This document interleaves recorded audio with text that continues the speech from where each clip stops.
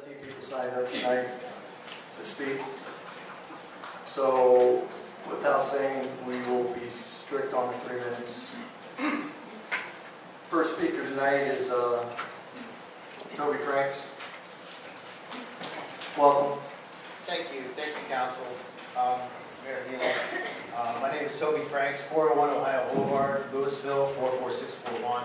I'm speaking on behalf of Valley Cat Allies again tonight. There was an issue referenced last week, the bird issue in regards to the animal control, feral cat, larger issue. So I want to address that specifically. There are those in the bird advocate community, not all, but some pro-bird. People are anti-cat people as well. And some of these advocates still drag out the kind of retired cat versus bird arguments. Cats are threatening to bird species. It's kind of a cat versus bird thing.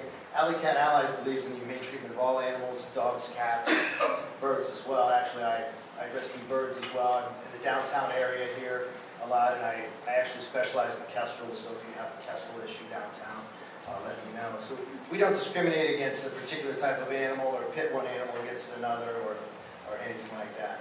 It kind of goes against our humane ethic, and I think it goes against the humane ethic of most people. There are some cat versus bird studies. There's kind of a handful of them. I've prepared an orange folder that includes the studies that the anti-cat pro-bird people point to a lot. Those studies purport to prove that cats are a threat to bird populations. So those studies are actually in those orange folders, and it also contains the rebuttal articles and research that have come out to disprove those. These cat versus bird studies have been debunked and over the years, and some of them by their own authors. I think you'll find the Wisconsin study, one of the authors of that actually debunks his own story a couple of years later. But anyway, that's not what Alley Cat Allies is about, putting one animal against another. All national animal welfare organizations endorse, promote, and implement trap, neuter, return as the only proven effective method for controlling feral cat populations. The Humane Society of the United States, the SPCA, and obviously I don't know all the facets of it, but as a taxpaying citizen of the city, I would like to ask the City Council to look seriously to alternative ways to handle stray or feral cats. Your current legislation that provides animal control services is extremely inhumane, as it leads to most stray cats being euthanized. From the figures I have seen, it seems 399 cats were caught by your current animal control services last year, and then taken to the Humane Society was a policy of euthanizing stray or feral cats. Stray or feral cats are not the problem. My name is Sharon Garrett. I live at 1718 14th Street, Southeast Canton, Ohio. And the reason I'm here today is to support our animal control. I have personally used it myself. I feel for the people that want to protect the cats, but here in Canton, we have a problem, a major problem with skunks. They're about to take over the whole city.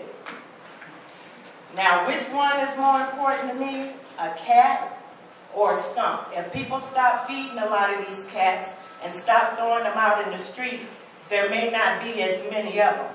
The people that's here today to talk about the feral cats and the population and what's being done, I want them to rally to get people to adopt. Represent Cribble Creek, Ferals and Friends, 948 Pontius, Northwest Hartville. I'd like to address Council's concerns regarding the quality of life of a feral cat that was asked of us last week. Feral cats that have been trapped, neutered, and returned are vaccinated against cat-specific diseases as well as rabies. Most cats at the time of surgery are also wormed and treated for fleas and ear mites. Some may also be tested for leukemia and FIV as well, in which case they may be euthanized before instead of being returned. Karen Hirsch from Marlboro Township. Well, I adamantly oppose renewing Phil Sadlaco's contract to trap and... Need your address, ma'am. Oh, sorry. 9994 Byers Road, Louisville. Thank you. Well, I adamantly oppose renewing Phil Sadlaco's contract to trap and kill cats and wildlife. I want to specifically address the wildlife issue. I do not purport to be an expert in wildlife management myself, but as a freelance writer for many agricultural and environmental magazines, as well as for Michigan's largest hunting and fishing journal, I'm associated with people who are experts in that field. As such, I know that there are humane alternatives regarding alleged nuisance wildlife, and I would urge Council to consider these options. According to the 2011 report, in addition to 399 cats, Mr. Sedlacko trapped and killed 275 wild creatures. Of this figure, 110 were raccoons, 23 skunks, 56 possums, 83 groundhogs, and 3 squirrels. These figures represent not only a lot of senseless and needless destruction of life, but a lot of senseless and needless waste of taxpayer dollars. And as elected officials, I presume that is your Judy concern. Wagner. My address, my home address is 4130 Belden Southeast, Canton Township. My law practice is at 1435 Market Avenue North in the city limits. I just wanted you to know I wasn't an outsider. With respect to the animal control issue, first of all, the wildlife. In addition to Ohio Department of Natural Resources Wildlife Division, which has an extensive website, as another speaker also mentioned, and also has a list of wildlife rehabilitators by county, including someone in Stark County and 2 individuals who are in Summit County, that can be a resource not only for the city, but also for the citizens of the city of Canton. There's also the Ohio Wild Center in Powell, Ohio. It has a wonderful website that provides helpful information to the public regarding various types of wildlife, including raccoons, deer, birds, and opossums. They have a wildlife hotline which someone actually answers, or there's a recording that provides more specific information, such as what to do with orphaned animals, and allows you to leave a message for a call back. I spoke to them this evening. They assured me that they would be perfectly happy with the city of Canton giving out their phone number, even though they're located in Franklin Township. They have a hotline that will provide information to any citizens in the state of Ohio. They also have a fee-based extension called Humane Wildlife Solutions, which is which provides non-lethal solutions to wildlife human conflicts. They will actually come out to an individual's home, assess the situation, see if there's something the homeowner can be doing to keep the wildlife out of the area or for the wildlife to move out.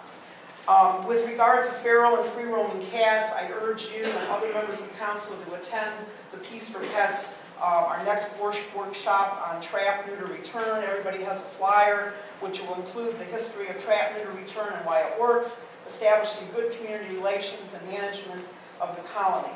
The workshop is on March 10th, 2012 at 10 o'clock at Dr. Pamela Fisher's Holistic Veterinarian Practice on Wales Road. Instead of the city of Canton wasting in excess of $30,000 for a trap and kill policy, we are asking the city to join New York City, Baltimore, Maryland, Miami, Florida, and other major cities in implementing progressive, humane animal policies and programs, instead of following the city of Akron, which has brought national fame and shame to this area with its trap and kill cat. My address is 1891 Nichols Road, Akron, Ohio. Thank you very much. Last week when we talked, once again, it was about the birds, and so I did a little research. Michael Mountain, one of the founders of Best Friends Animal Society in Utah, says there's no evidence that feral cats are blamed for the decline in the bird population. Canton, Ramsey. I live at 2322 16th Street, Northeast in Canton. Not to be disrespectful, but did you ever hear this under your bedroom window at 2 o'clock in the morning when everybody is sound asleep and these cats, you've got this one cat in the middle of 16th Street being gang raped by all these male cats that are out there, and my granddaughter has to get up at 5 o'clock in the morning and trying to go to work, and I'm retired, I'm 75 years old, thank you Jesus, and I can't sleep for them. Please don't do me any favors by returning them to my neighborhood. Take them to your neighborhood. Obviously, our current policy isn't working to help her problem. A trap neuter release program. What's your address, please? Name and address. My name is Vicki Boatwright. I live at 332 and a half 4th Street, Canton. I speak to you as a counselor, as an advocate for children, and as an advocate for animals. I also speak to you as an artist, who has personally contributed to the redevelopment of downtown Canton with 2 murals depicting the bond that exists between animals and human beings. I'm currently working on a 3rd public art project along the same theme with funds provided to me by my community. Obviously, this is an issue that the care of animals is of concern to Canton. In my 20-year career as a counselor with children, I saw clearly that there is a link between the maltreatment of animals and violence towards children. Considerable clinical research backs up my own observations. When animals are treated poorly, children are often treated poorly as well. As a counselor, I worked with parents, teachers, and other child advocates to help children develop empathy and wise methods of problem solving. My objection to the renewal of a contract for a very inhumane and ineffective feral cat control practice follows the trajectory of my purposes. I believe that we must set an example for our children in our actions and in our public policy. Southwest Canton. Afraid I'm not going to be very popular here. My family has owned and lived in the same house on 7th Street Southwest for almost 60 years. Homeowners and responsible renters who live in the core of Canton city limits have many challenges, and our numbers are also falling. And we're not discussing all those other challenges here tonight, I understand that. But I am here to implore City Council to not add to our struggles to maintain a decent lifestyle. About 18 months ago, the house directly next to mine, the shared driveway house, was visited by the Health Department and Animal Control. They removed over 20 cats and kittens from inside the home, and another dozen or so escaped into the neighborhood. Some were retrieved in live traps, but most were not. It was obviously an animal hoarding situation, and I will not give you the details, but it was bad. Currently, I can identify at least 10 different feral cats that are on my property at their will. They leave dirty paw prints on the cars. They urinate in my garage, on my deck, on my patio. They use my flower boxes and front yard for a litter box. They fight and yowl, typically at night, and they most certainly do carry fleas. My 3 dogs never had fleas in 13 years until the invasion of the feral cats. I designed my postage stamp property specifically to eliminate that possibility. I object to the trap-neuter release program. Whether the feral cats are reproducing or not, I don't want them on my property. I applaud the job that Phil Sedlacko does as Canton's animal control. He responds in a timely manner. He is always helpful and he is always courteous. Please, we need to retain the services of Phil Sedlacko, and we need to allow him to continue to enforce the current procedures for control of feral.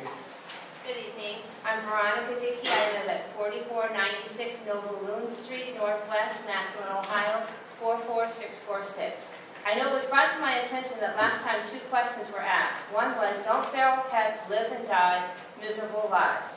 I thought they did as well. I thought the cats should be indoors until I learned and was educated about the trap neuter return program. And then I found out that the outdoors is actually the natural habitat for feral cats, and empirical evidence indicates that they can live long and healthy lives. A 2006 study published in the Journal of Feline Medicine and Surgery found that of 103,643 stray and feral cats examined in spay and neuter clinics in 6 states from 1993 to 2004, less than 1% of those cats needed to be euthanized due to debilitating conditions, trauma, or infectious diseases. In addition, the lifespan of feral cats compares favorably with the lifespan of pet cats who live indoors. A long-term study published in the Journal of the American Veterinary Medical Association in 2003 stated, of a trap-neuter return program noted that 80% of the cats present at the end of the observation period had been there for more than 6 years, meaning that the cats' lifespans outdoors were comparable to the mean lifespan of pet cats kept indoors. The second question was concerning the songbird that feral cats going after songbirds. If you walk into my house in a matter of 5 seconds, you can find out that I'm an extremely avid bird lover. And opponents of trap neuter return often claim that cats belong indoors because they impact songbird populations. Science clears cats of blame, and that these cats actually play important roles in balancing the local ecosystem. I live at 1154 Philomena Circle in Louisville. People who call for someone to come pick up a stray cat are under the assumption that the cat is taken to the Humane Society and put up for adoption. I know that's what I thought. After all, the Humane Society is a no-kill shelter, right? So of course I was surprised when I found out that feral cats are routinely trapped and destroyed. Actually, surprised isn't the word. I was more shocked, to tell you the truth, because I really can't believe that anyone is still using the archaic method of trap and kill to control a stray cat population when all over the country TNR programs are being implemented with great success.